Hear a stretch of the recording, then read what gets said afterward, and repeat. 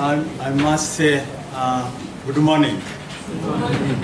Yeah, I must say that I'm also very privileged to have read the Scovia's dissertation, and Scovia, I indeed congratulate you for the distance and for all the effort you are putting to have reached this far. I know what it means to pursue this kind of career status. It is challenging, not only the career status, but also in terms of collecting data, conceptualizing. And I will not differ from my colleagues who are just examined or who have set the exams in terms of really appreciating your lively presentation and the discussion. And also my work has been made easy with the previous concerns or questions that have been raised, that I'll try to avoid those that have already been asked. Of course, I also had a number of questions and concerns, but a number of these have been clarified as you presented. Because what you presented, some of it was different from what we have in the book. I've really enjoyed the topic. It's very pertinent, and of course it speaks greatly to pediatrics and child health, and thank you for choosing the adolescent health. Among the first aspect which I wanted in terms of clarity was on when you look at your conceptual model, and I do believe most people have the conceptual model which you presented. I wonder what your thinking was or is between the sexual reproductive health and the health-related quality of life. What was your thinking, or what was your hypothesis? Of course, that would rhyme with the results that you have. Then the other aspect still in terms of the research methods, if I may make my questions brief and my session brief. When you are planning out and set to collect the data, you pointed out the several sites that were involved and the participants that were selected. What I was asking myself, what did you conceptualize or think through as your reference population to which you would generalize these results?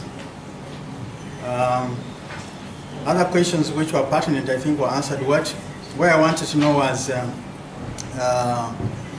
you selected about 12 in-depth interviews. I had wanted to know, as a matter of clarity and understanding, how you came up to the number 12, vis-a-vis going lower or above. And then you did an excellent job in terms of computing the sample size for your first objective. But what I wanted to know was how powered were you for objective 3, objective 4, in terms of understanding your results? Because when you look at your results, some factors were associated, some were not. So I wanted to know how your sample size was adequate or appropriate for objective 2 and 3, given that you computed mainly for objective 1. Then I was also intrigued with, and I'm very happy you to have addressed the quality of life. But what I wanted to understand is how you operationalize or how you define what you call a better quality of life. Or why because in your explanation you said you collected it as quantitative, meaning from you aggregated from 0 to 100. But later in analysis you made it dichotomous.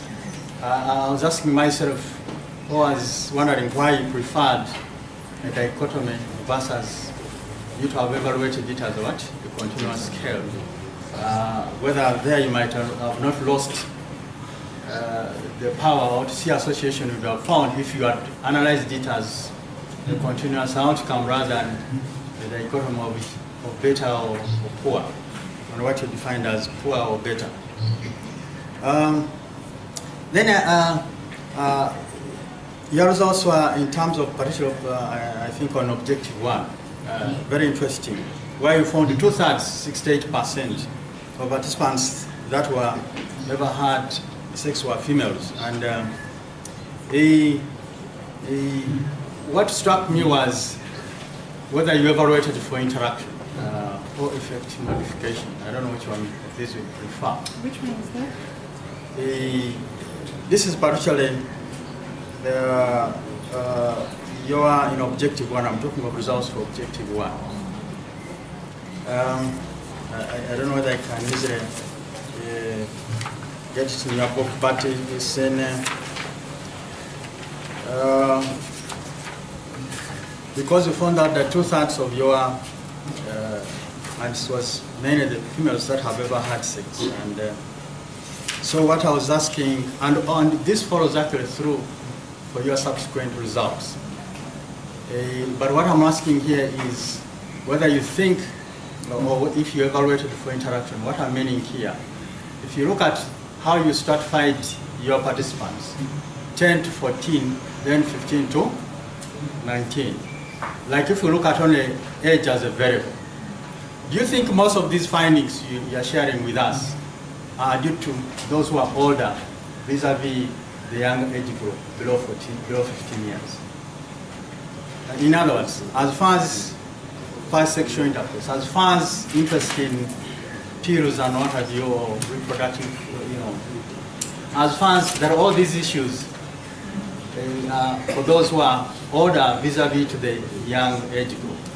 That's what I'm meaning by whether you evaluated in terms of interaction. Like even what the opponent was asking, where you found that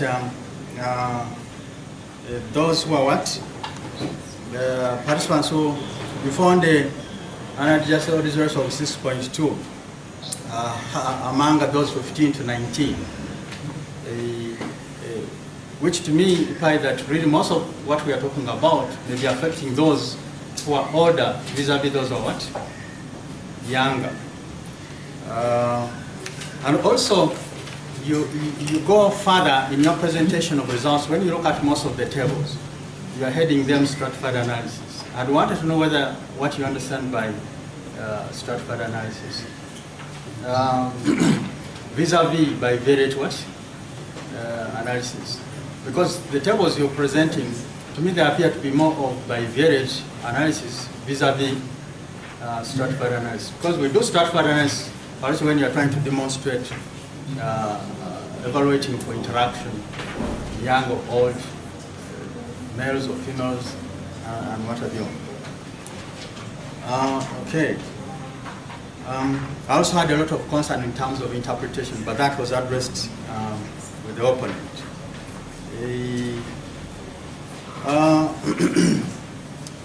So also further, when we, in terms of your discussion of interpretation, I wanted to see in terms of the articulation of generalizability. To what extent do we generalize these results? To what populations of this group of adolescents we are talking about? We know we dealt with adolescents. And the recommendations you are making. And most of these adolescents, if you look at your population, was mainly facilitator-based. However, there are those who are in what? In the communities, or who are. So how do we, to what extent do you make your, do you generalize your findings? And what have you? And I was also looking at, of all these results that you presented, which of these, or in terms of uniqueness compared to previous studies, that is new or different from what others have found. Then in your, you made very good recommendations, particularly the fine ones which you presented, in terms of what the action is and who is the actor. That one was very evident and very good recommendations. And also you made in terms of either policy or to the clinicians. But what I was looking for also was, what is your message? If we are the adolescents who participated in your study, we are before you today, and you are sharing with us, what kind of message do you also have for us as those who participated in this study, or to adolescents in general as far as your findings are? Then I I'm finalizing. One of your key messages which you put in terms of concluding was that the ministry provided individualized care. Supposing today you are the Assistant Commissioner of Reproductive Health, I wanted to just brief how you institute this in terms of individualized care. Then finally, there is already an announcement by Peer Health on reproductive health to submit grants and what have you. How do you use these results for the next level to advance from what you based on your results? Thank you very much. And I also hope, there were quite a number of them, I hope if I omit you let me know. Sure. Thank you, Dr. Mpere, for these comments. So the first one was on conceptual framework. In my study and through literature, I alluded to the fact that with the way HIV care is going, or is going right now, is that it's not about survival. I mean, people now are surviving. We are seeing people surviving for 20, 30, or 40 years. But now, people are not looking just for survival. Now they are looking at the quality of life that they are leading. And also there was a little bit of literature that we read the effect of pregnancy on what? On the lives of these women or adolescents. So there is not, we did find a relationship, like when we were retrieving literature, there was no connection between SRH or literature which was written about SRH and health-related quality of life. But from those individual papers, like effect of pregnancy on the life of this person or STIs, gave us a thinking to say, well, people have written about drugs and art and all that. What about this sexual reproductive? If you talk about pregnancy, this is part of SRH. Could it affect the SRH, the health-related quality of life? And that's how we conceptualized it. That they were initially researched independently, and we wanted to link them and see if these effects can affect the health-related quality of life. So the second question was about the reference population. A lot of studies have been done in the general adolescents in terms of sexual experiences, quality of care, but this was it was not looking at those who are perinatally HIV infected or not. And when we looked at this and we saw the study which was done by Sabrina in the Infectious Disease Institute and in TASO, showing those who had had sex coming up to 33, it gave me thinking and said, you know what, this population is a little bit special. Maybe there could be something a little bit different from the general population, because literature is there for the general population, the general adolescents. And having sex, things that came into my mind were like, oh, what about reinfection, the issues we've been talking about? What about passing on infection? So when we were looking at this, we looked at that literature from the general population, but there was really little literature for this special group, which was an emerging population. In terms of the in-depth interview, or the key informant interviews, which were 12, yes, you asked why didn't... You say you haven't answered my question of generalizability. I'll come back to that, because I'm following the way you said them. So the issue to do with in-depth and key informant interviews, like for the providers we looked at key informant interviews, there were 12. And you said that why did we choose 12, not more, not less? Within the key informant, like we chose a focal person. A person, you know, in most of these facilities there is a focal person who is a liaison with Ministry of Health and the NGOs. And this person knows exactly what is happening. So we chose 12 because we visited 12 facilities and they would give us exactly what was happening in these facilities. So I couldn't say I would visit 7. I would interview 7 when we visited 12. Probably a person in Kabale, the responses probably would be very different from a person in Amolata. where we visited Amai. So that's why we chose 12, because there were 12 facilities, and these were 4 people we chose. So in terms of power, like you said, we analyze. So one thing we should do in these studies, this was, these methods, we calculated the first entry point to this study was the sexual experiences, and it had the power. The second objective was a sub-analysis. We looked at those who had who were sexually active, and we wanted to understand more about their contraceptive use. And also, when we were looking at those who answered, ideally, the people who answered sexual experiences were supposed to answer the elevated quality of what? Of life, which is in the objective 3. But because of one reason, we lost about 12 of them, because most of them didn't have enough time to stay in here. So the initial population is the one which provided all the population which answered the various questions. So when you talk about, we calculated in the first objective, and it gave us a good power, and it was feeding into the other objectives. I don't know whether I've answered your question. Yeah, of course, I would have loved that you have computed,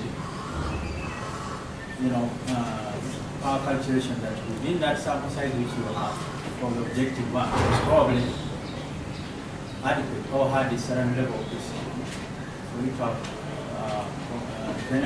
I think we did, but I don't have it off my head right now, but I'll look at that.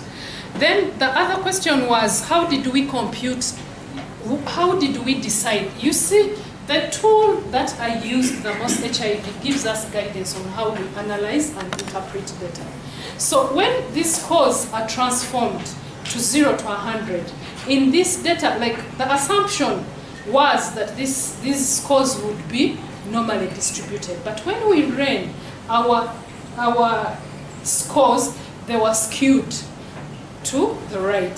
So when you have a data which is the data set which is not normally distributed, we chose to use the median as a cutoff, because the population, the scores were not normally distributed. So in this particular study, we looked at the median score for both the physical and mental. So anyone who was above had better, and the one who was below had poor mental health.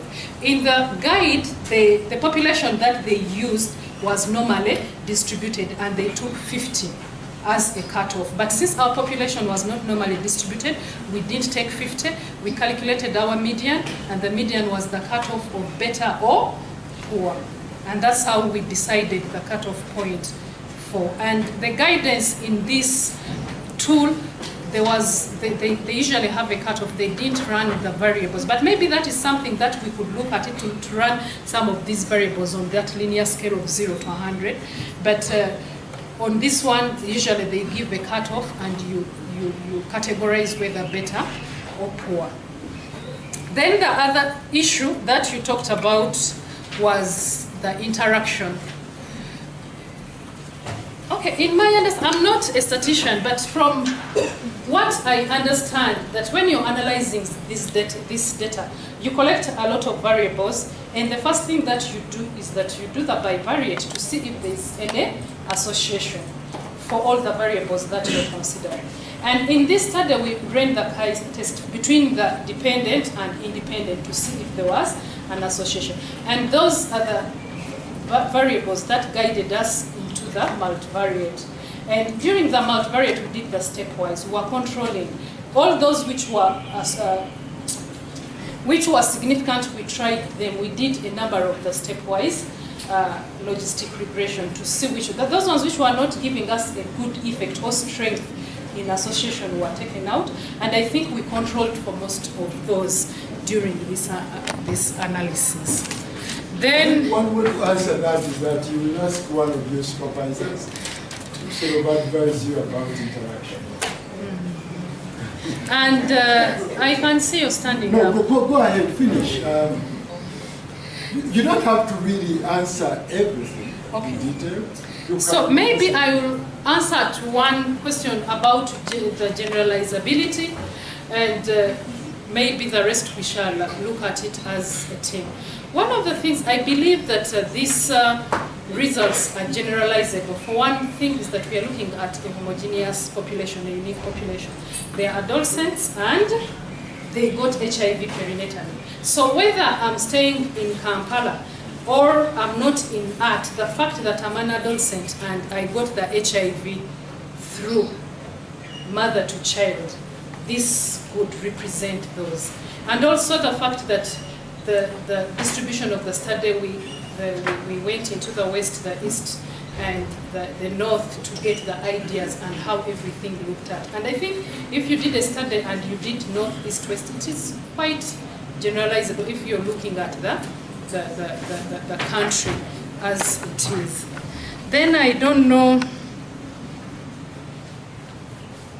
I think I'll stop there, but for the funding, of course, all these ideas are welcome. So I've not heard about them, but I'll address most of the issues that you raise.